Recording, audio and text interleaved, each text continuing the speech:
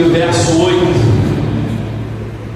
o texto sagrado vai dizer: depois disso ouvi a voz do Senhor, que dizia: a quem enviarei? E quem há de ir por nós? Então disse eu: eis-me aqui, envia-me a mim. Soberano Deus, aqui estamos diante da sua palavra. Pai eterno, Pai santo, abre, meu Deus, o nosso intelecto, as nossas faculdades mentais, nos dando compreensão, interpretação daquilo que queres, Senhor, falar com cada um de nós nesta noite. Senhor, eu oro para o teu povo nesta noite e me incluo e vejo cada um de nós como boca de Deus na terra, como um missionário, Senhor. Ainda que alguém diga: eu não sou nada, porque eu não tenho um título, não tenho um diploma, não tenho um cargo, mas o Senhor escolheu a cada um. Por isso te peço, Senhor, fala conosco em o nome do Senhor Jesus. É o que pedimos e agradecemos. Toda a igreja diga amém. Amém. Aleluia. Queridos irmãos, estamos num culto de missões. E hoje, num culto de missões, a gente faz uma autoanálise, uma reflexão do que temos feito para Deus na face dessa terra. Outrora nós estávamos lá fora, sem conhecer a Jesus, e andávamos desgarrados como ovelha errante, que não tem pastor. Diz o livro de Isaías, no capítulo 53, quando o profeta Isaías, ele profetiza acerca de Jesus, ele começa a narrar a história de Jesus, no capítulo 53, dizendo: quem deu crédito à nossa pregação, e a quem se manifestou o braço do Senhor? Porque ele foi subindo perante ele como raiz de uma terra seca, não tinha parecer, não tinha formosura. Olhando nós para ele, nenhuma beleza vimos para que o desejássemos. Ele era desprezado e o mais indigno entre os homens, como um de quem os homens escondiam o rosto. E ele era desprezado, mas verdadeiramente ele tomou sobre si as nossas dores, as nossas enfermidades, e levou sobre si. E nós tínhamos uma enfermidade incurável, meus irmãos, para a medicina, porque essa enfermidade é espiritual. Essa enfermidade chama-se pecado. A Bíblia vai dizer que o salário do pecado, a recompensa do pecado é a morte, mas o dom gratuito de Deus por Cristo Jesus é a vida eterna, é a salvação. Aleluia, é a vida eterna. Por isso que estamos aqui em busca desta vida eterna. Estamos aqui nesse culto, aleluia, para nos aquecermos espiritualmente, aleluia, para aquecermos essa chama, não deixarmos apagar essa chama que um dia nasceu, um dia foi acesa em nossos corações. E Deus me deu o privilégio, pastor Helena, de quando eu vim para Jesus, eu não conhecia nada das coisas de Deus, não convertido. E um dia nós fomos aqui no Japim, na casa de um irmão que era vigilante, e era um vaso de Deus aquele homem.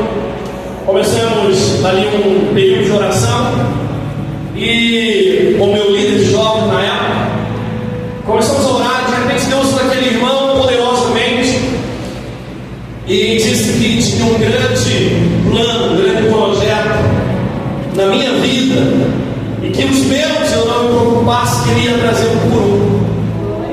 Mas parecia naquela época impossível, parecia difícil, pois a minha fé era muito pequena para isso. E os tempos passaram. Hoje ainda me considero um menino na fé, 27 anos de caminhada com Jesus.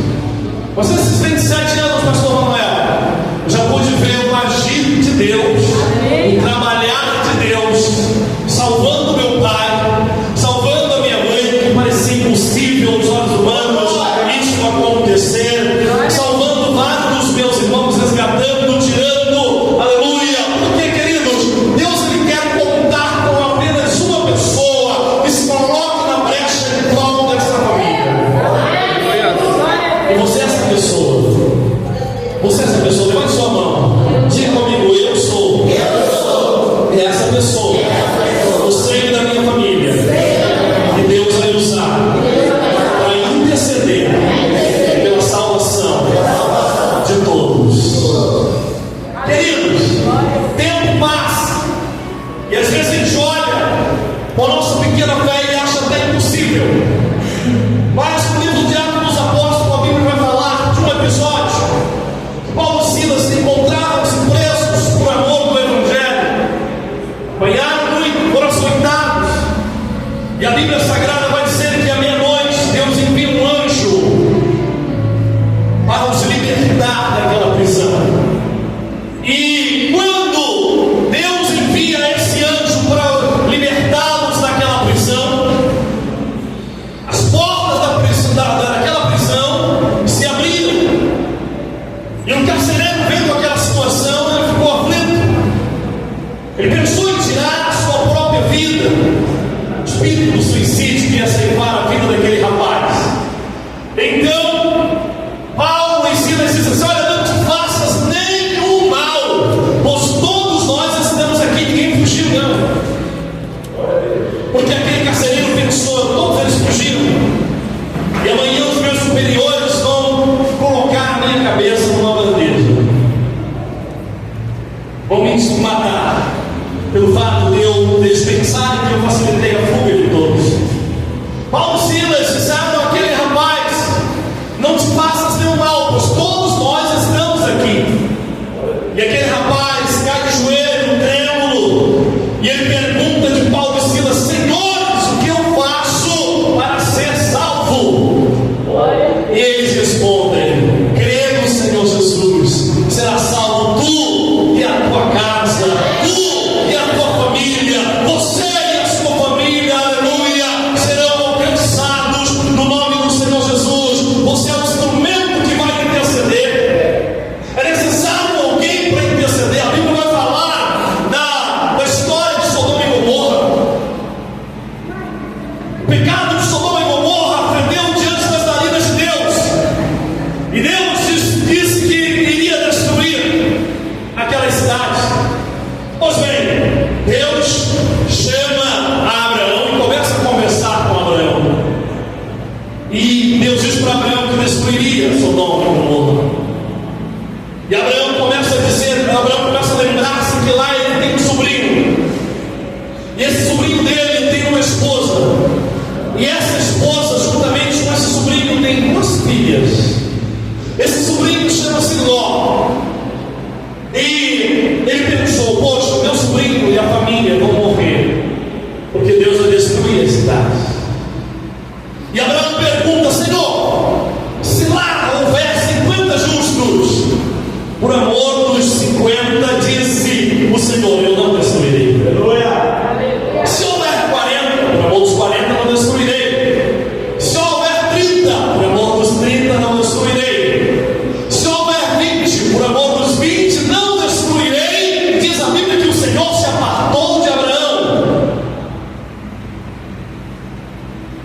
Deus não perguntou para Abraão se ele tinha algum parente, alguém ali naquela cidade, mas Deus já sabia de tudo. O porquê Abraão estava perguntando se houvesse justos ali, ele pouparia aquela cidade. E Abraão certamente começa a interceder pela vida daquela família, da família do seu sobrinho. E a Bíblia Sagrada vai dizer que Deus envia 2 anjos em forma de homens para avisar a Ló que ele saísse no dia seguinte, bem cedinho. Deus vai enviar anjos na tua casa. Deus vai enviar anjos à tua família. Deus vai enviar anjos aos teus. Deus vai resgatar os teus. Não importa, você pode dizer assim: pastor, você diz isso porque não sabe a situação, aleluia, do meu filho, do meu pai, da minha mãe, de alguém, da sua parentela. Queridos, quanto mais difícil para Deus, para Ele é melhor para salvar. Quanto mais difícil para Deus é melhor.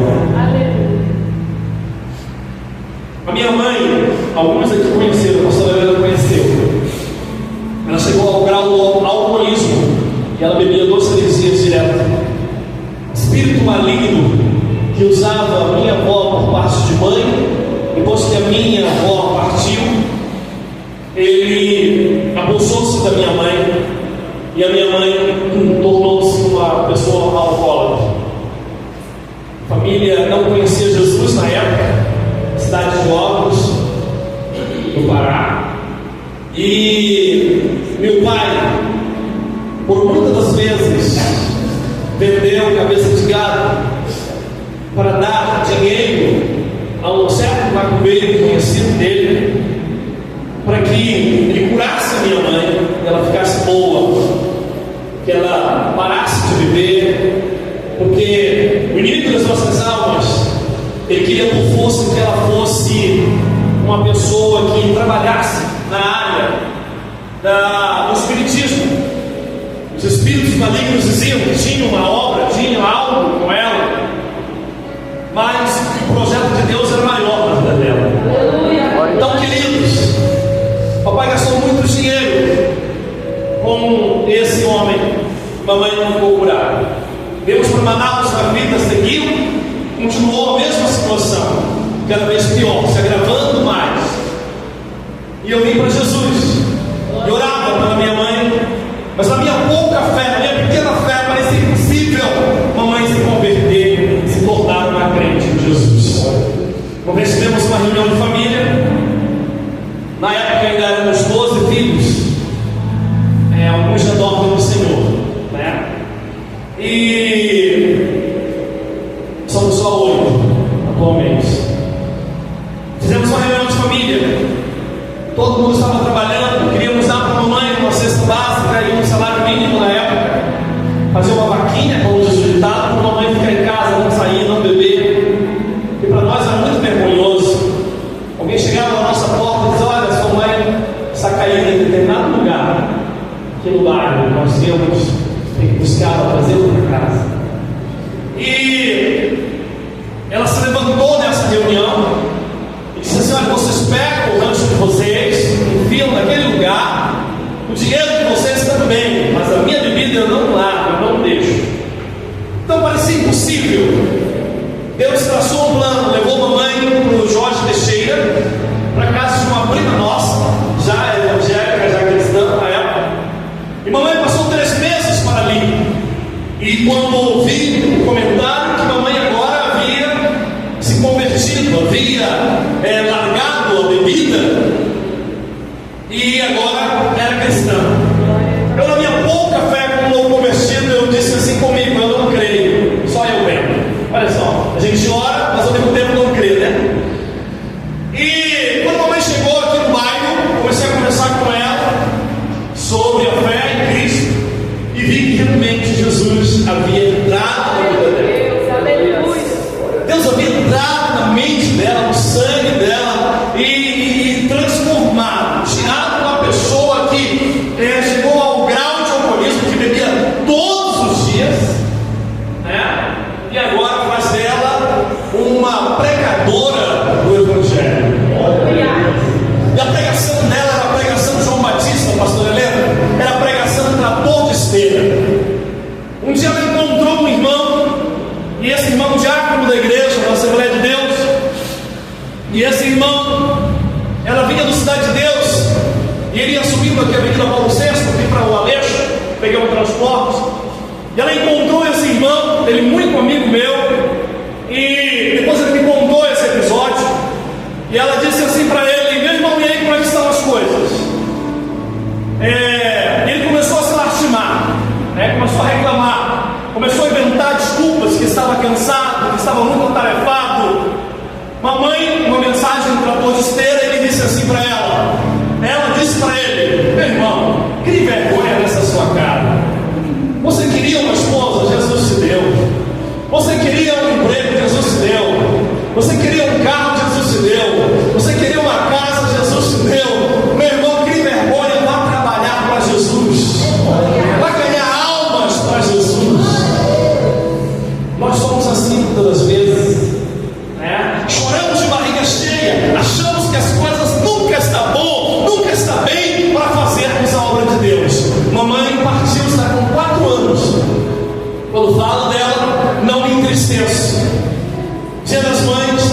esqueço, eu me alegro. Por quê? Porque mamãe partiu com Jesus. Antes da partida dela, anos antes, ela disse: olha, o dia que eu partir para Jesus, eu não quero ninguém chorando, eu não quero ninguém fazendo escândalo em cima do meu caixão, porque se eu tivesse morrido no pecado, se eu tivesse morrido nas trevas, então vocês poderiam chorar e se desesperar, mas eu, quando partir, eu parto com Jesus. Ela ainda serviu a Deus durante 17 anos, depois que Jesus a resgatou. Depois Jesus prepara e leva para Ele, aleluia, para a eternidade. Então, queridos, voltando ao contexto do livro de Isaías, capítulo 6 e o verso 8. Isaías, depois de todo um processo de ouvir a voz de Deus, ele vai dizer que no ano em que morreu o rei Uzias, seu tio, ele vai dizer o seguinte: eu vi o Senhor. Ele tem uma visão espetacular. Ele vê uma escada que vinha do céu até a terra. Ele via os anjos subindo e descendo por essa escada. Ele via o Senhor assentado no alto e sublime trono. Quando ele viu isso tudo, ele temeu. Ele disse: ai de mim que vou perecendo, porque sou um homem de lábios impuros e habito no meio de um povo de impuros lábios. E os meus olhos viram o Senhor, viram o Rei, o Senhor dos Exércitos. Nesse momento que ele fala isso, a Bíblia diz que vem um serafim, uma categoria de anjos que tem 6 asas. Com 2 asas eles cobrem os pés, com 2 cobrem o rosto, e com 2 asas ele voa. Esse serafim pega um instrumento chamado tenaz e vai até o altar e tira dali do altar uma brasa viva e toca nos lábios de Isaías. E depois que ele toca nos lábios de Isaías, os seus lábios são purificados. Isaías agora está pronto, está apto para ser um profeta do Senhor e levar. O tema do texto diz que Isaías é escolhido e consagrado profeta desse momento. Levar as boas novas de salvação, levar o ídolo do Senhor. Então veja bem, Deus faz a seguinte pergunta para Isaías. No verso 8 ele diz: depois disso ouvi a voz do Senhor que dizia: a quem enviarei? E quem há de ir por nós? E Isaías responde para Deus: eis-me aqui, envia-me a mim. Quando leio esse texto de Isaías, a minha mente vai lá para Mateus 9. Quando em Mateus 9 Jesus olha, ele vê, Mateus 9 verso 35, a seara dos ceifeiros. Ele percorria, Jesus percorria todas as cidades e aldeias, pregando na sinagoga deles, dos judeus. Então Jesus olhou a seara, olhou um mundo muito grande. Naquela época não éramos a população que somos hoje. A população era bem menor, mas Jesus teve uma visão do mundo inteiro e vê aquelas pessoas desgarradas como ovelha que não tem pastor para guiá-los para o caminho da salvação. E Jesus chega à seguinte conclusão: a seara, o mundo é muito grande, os poucos são os trabalhadores, são os ceifeiros. Aleluia. Rogai, pois, ao Senhor da seara que envie, que mande ceifeiros, que mande trabalhadores para a sua seara. Entenda uma coisa: você não é mais um no meio da multidão. Você não foi chamado para esquentar banco, não, de maneira nenhuma. Eu acho que Deus não tem nada comigo. Eu acho que Deus não tem propósito comigo. Tem que ser. Eu costumo dizer que se Deus não tivesse, mas nada conosco, conosco na face dessa terra, queridos. Deus já teria nos preparado, nos levado na pandemia. Foi 2020, né? O início da pandemia, quem lembra? 2019? Foi?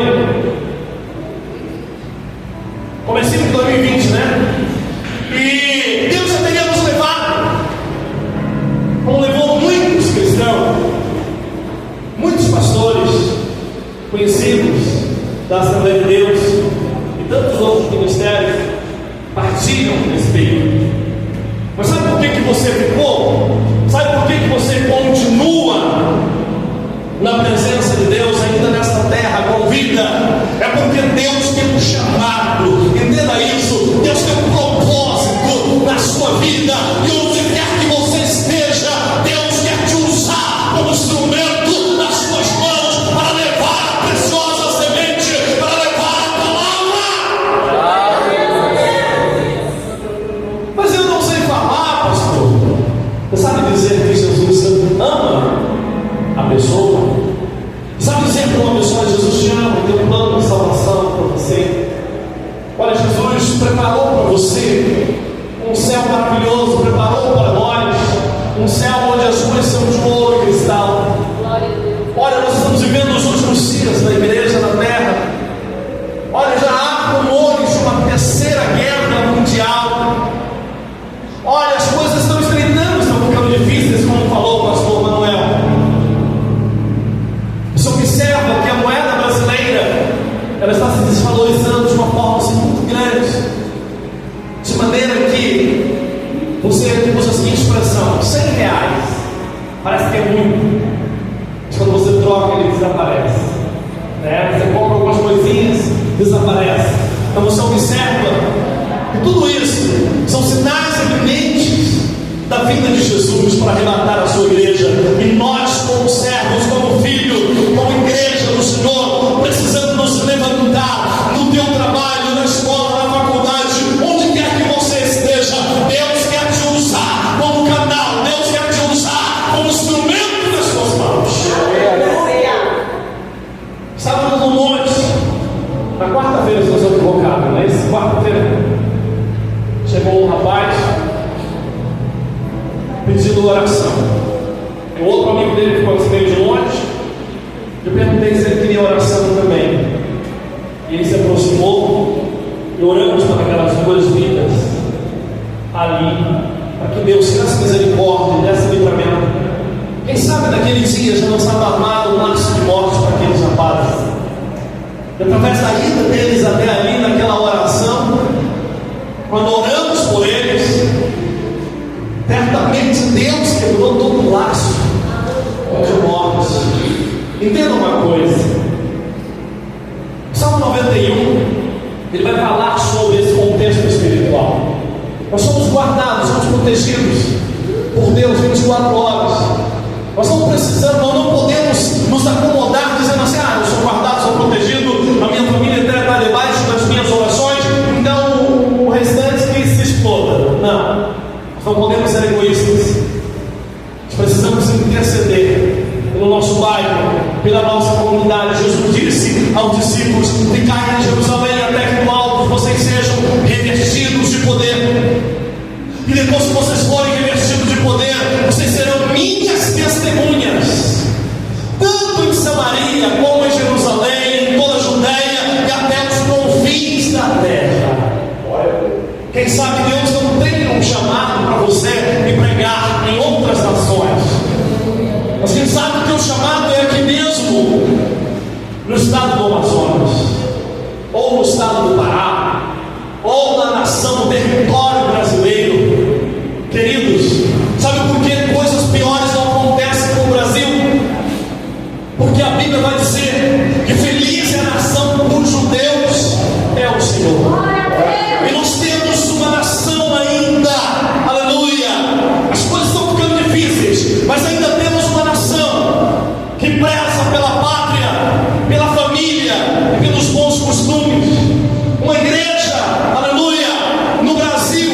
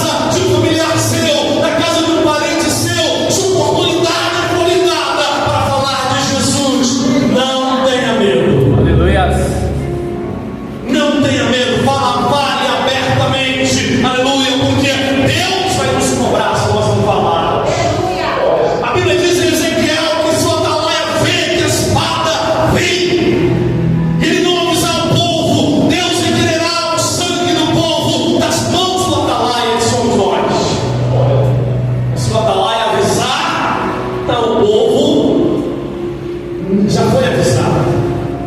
Se o Atalaia avisar, o povo não está enganado, mas já foi avisado que a espada vem. Nós temos que proclamar todos os dias que Jesus está voltando, que Jesus vai arrebatar a sua igreja. Não importa se as pessoas não acreditam, não importa se elas não aceitam, mas o Evangelho tem que ser anunciado, as boas novas têm que ser levadas, aleluia, a todos os cantos, onde quer que estejamos. Oportunidade fortunada, não perca a oportunidade de falar de Jesus. Não se envergonhe. A Bíblia diz em Mateus 10, verso 32 e 33: todos aqueles que me confessarem diante dos homens, eu os confessarei diante do meu Pai e dos seus santos anjos. Mas aqueles que tiverem vergonha de mim e me negarem, eu também os negarei. E direi: verdade vos digo, eu não os conheço. Apartai-vos de mim para o fogo eterno, preparado para o diabo e os seus anjos. Então a Bíblia nos diz que esse fogo eterno não foi preparado para nós, não foi preparado para os seres humanos. Costumo dizer que o homem vai para uma eternidade sem Deus, já teimoso que ele é. Mas o que Jesus preparou para nós foram mansões celestiais. Aleluia. Então você já conhece a palavra de Deus, não perca, abrace essa salvação com todo afinco. Entenda uma coisa: Deus te chamou. Isaías 61 vai dizer que Deus nos ungiu. Cada um de nós somos ungidos de Deus. A partir do momento que você entrega a sua vida a Cristo como Salvador, você se torna um ungido de Deus. Para que você se torna um ungido de Deus? Para levar as boas novas de salvação, proclamar liberdade aos presos e anunciar o ano aceitável do Senhor. Então, onde quer que você esteja, pessoas aflitas vão chegar a você, pessoas desenganadas, pessoas desesperadas, porque lá no mundo usa a seguinte expressão: a esperança é a última que morre. Mas para nós, a igreja do Senhor, a esperança não morre, porque a nossa esperança está em Jesus, a nossa esperança é Cristo, a nossa esperança é um dia morarmos na eternidade com Ele. E tudo que você faz para Deus aqui nessa terra, levando as boas novas de salvação, amando o seu próximo, ajudando o seu próximo, que é o segundo mandamento, amando a Deus, que é o primeiro mandamento, você será recompensado na eternidade. Nós passaremos pelo tribunal chamado Tribunal de Cristo, não para sermos julgados e condenados, não, mas para sermos galardoados, recompensados. Você já ouviu alguém dizer assim: olha, fulano ganhou uma alma para Jesus, e ele ganhou mais uma pedrinha na coroa dele? Quem já ouviu essa expressão? Diga amém. Então, quando você faz a obra de Deus, quando você ganha alguém para Jesus, a Bíblia vai dizer que o ganhador de alma é sábio. Às vezes você conhece alguém que tem 2, 3 faculdades, você diz assim: ah, fulano é muito sábio. Não, a pessoa tem muito conhecimento dentro daquela área que ela estudou, se qualificou, mas a sabedoria, queridos, ela vem de Deus.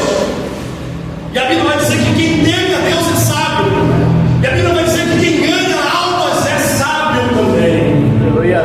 Você pode não ter instrução, mas você, se é um ganhador de alma, diante de Deus você sabe. Então continue ganhando almas, continue dizendo: Deus vem aqui, Senhor. Quando Deus disser assim, aleluia, quem está disponível, quem pode se disponibilizar, aleluia, para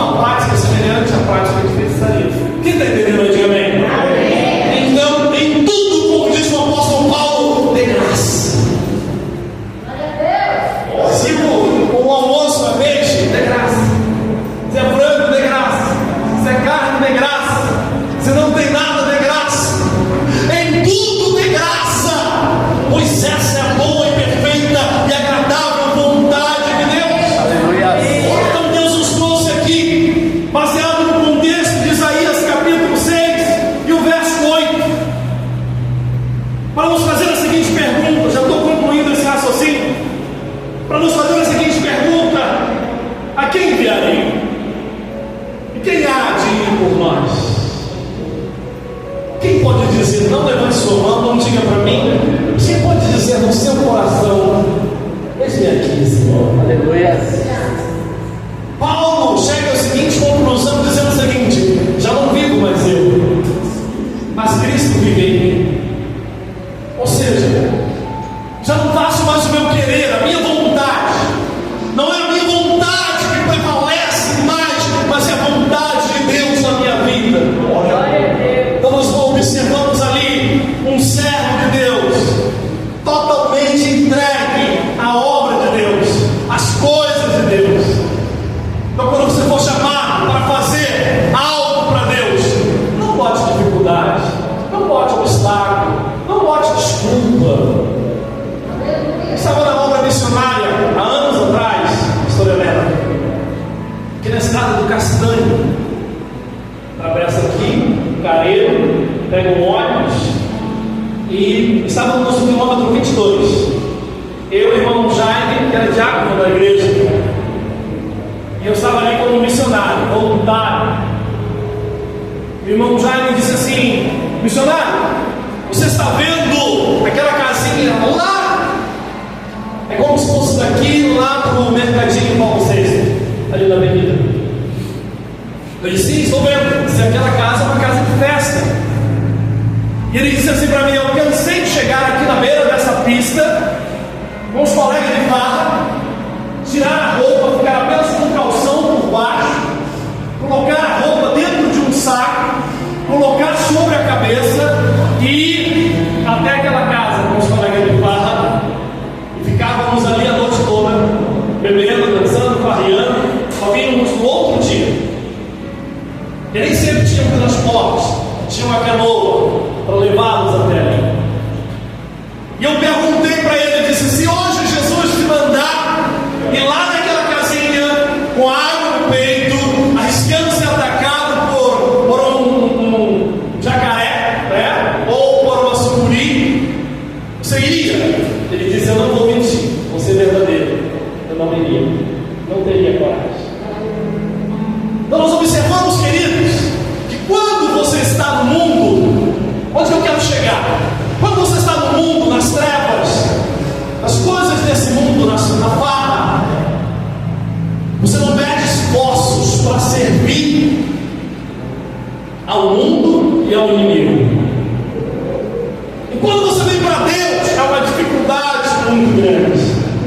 Irmãos, vamos limpar a igreja 15 horas, vamos mudar para mim nessa hora. Está doendo meu pé, está doendo minha mão, está doendo minha cabeça, entendeu? E N desculpas nós colocamos para não fazer algo para Deus. Quando era para o mundo, meu irmão, não tinha dificuldade não tinha barreiras.